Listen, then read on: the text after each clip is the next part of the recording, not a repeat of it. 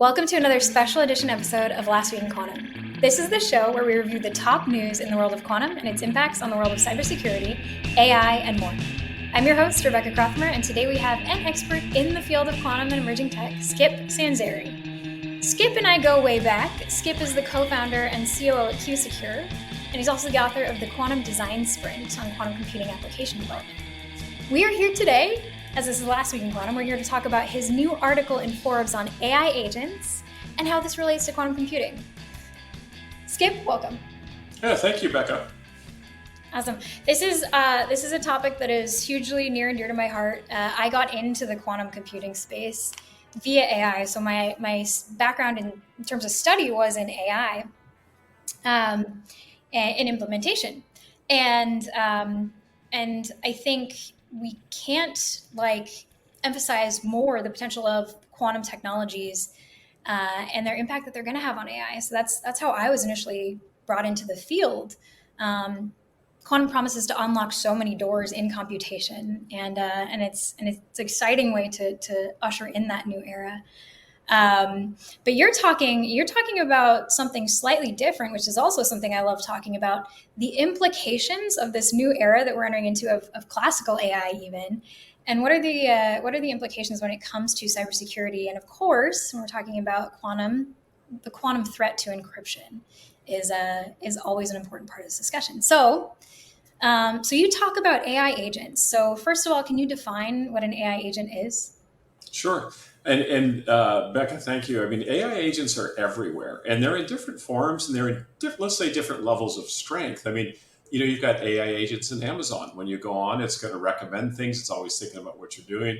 You've got AI agents that you use in something like OpenAI's ChatGPT. You've got, if you've tried some of the newer ones, you can actually talk to that agent. That agent sounds remarkably human, right? And those agents are out there in a variety of forms, whether you're shopping or searching or researching, setting travel plans.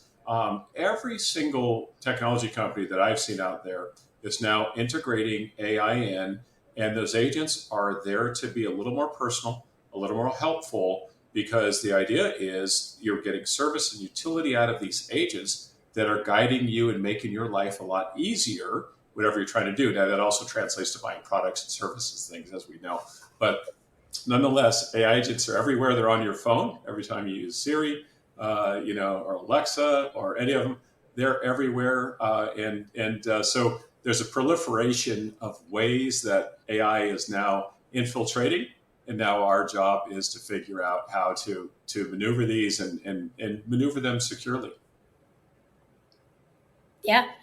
I could not agree more. I mean, I use ChatGPT on the daily now. There are these things that can make our life so much better. And, again, going back to, I got into this space because there's this whole new frontier of technology that we're facing with quantum. And as technology becomes more and more ingrained, intertwined with what we do day to day, there's more and more that we have to do. And it's more and more important to be able to shape the foundations of how these emerging technologies serve us for good. And so the cybersecurity side, the data security side, is such an important piece of this that I think we still don't really day to day think enough about. And so, shaping the foundation so that we all can safely interact with these, sharing very personal information, hugely critical. So what is, what kinds of data are you seeing most at risk when it comes to sharing information with these agents? Wow, most is a tough question, Becca, because it's everything. If you think about all of your interactions, so we used to call it a digital twin or a digital shadow. So, as you go through life, once you had a phone and a smartphone, and you've got these other in-home items, and enterprise is using AI, all of these devices, all of these items now are able to track data and keep data. And all that data is being stored, every bit of it. Because how does AI get smarter? It gets smarter with data. It learns more about you. It learns more about the world. It learns more about what it needs to know. And that database gets larger and larger and larger. While it's doing that, it brings in a couple of points of failure. One is you have all that data stored, whether it's enterprise data, federal government data, personal data. all in one area. And then you also have the communications as that data is traveling around. And there's a lot of issue there as well, because traveling data is going over the airwaves in a lot of cases, and sometimes over fiber. But both of those can be listened to, and all of that data can be stored. And so, as we depend more on AI agents, and to help us make our lives a lot easier, and we know this is coming, and everybody that's watching this, I know, is using AI more and more. While that convenience is there, we trade convenience for privacy all the time.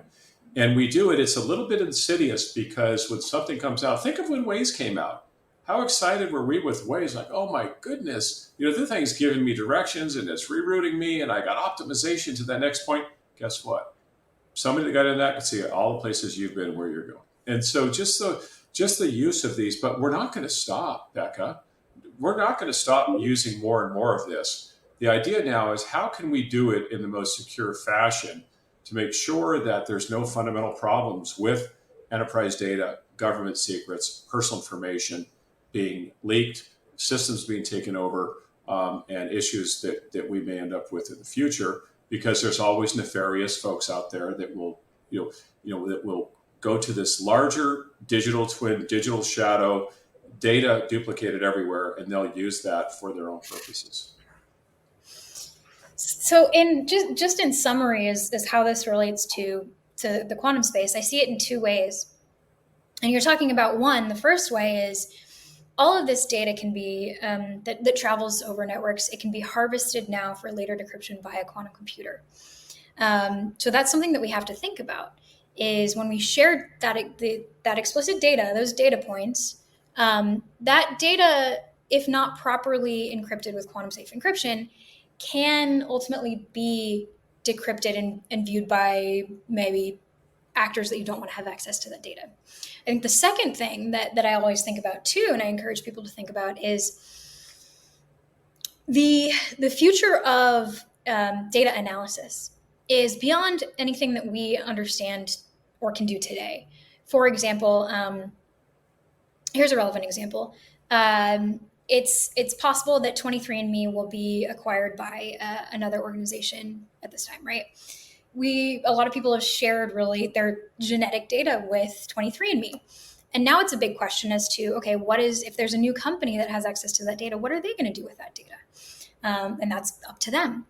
So I think that the takeaway that I like to remind people is, when you share this data, it's not just the data that you're sharing, but it's the potential for that data to be interpreted in ways that you didn't plan for. And that's something that quantum computing does very much potentially unlock, is looking at data like genetic data, like some of the health data you're talking about, behavioral data, and being able to analyze that in ways that we can't currently with today's analytical tools. And so that one's a little bit further off, but I think it's an important one to understand, is that if we don't properly protect this data today, we still don't know what kind of analysis may be run on that data, for good and for bad, right? Absolutely. Yeah, Becca, there are many ways that the data can be used and abused, and we lose control of it. We lose control of it. I think the goal here is, at least in my estimation, number one is, people are going to continue to use AI and agents more and more and more and more. It's never going to stop.